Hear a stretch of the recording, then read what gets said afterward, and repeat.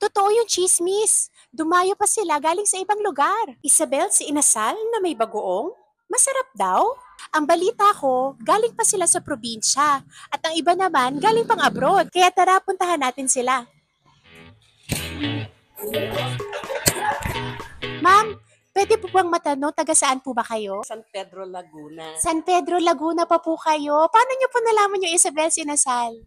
Nakita ko kasi sa vlog. Kamusta naman po yung pagkain, ma'am? Masarap siya. Yung timpla niya, tamang-tama. Hindi maalat, hindi matamis. Talagang eksaktong-eksakto. Lalo na yung pinag-combine ko yung bagoong, yung oil, at saka yung kalamansi. Masarap na sausawan. Galing sa San Pedro, Laguna si ma'am.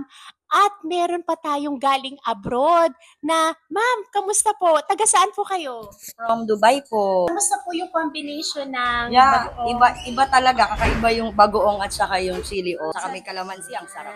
Especially yung atsara. Gusto ko. Ay, salamat po. Okay. Thank you so much, ma'am. Kung gusto mo matry ang Isabel si Inasal, punta ka na dito sa aming Parañaque branch at meron din kami doon sa Las Piñas branch.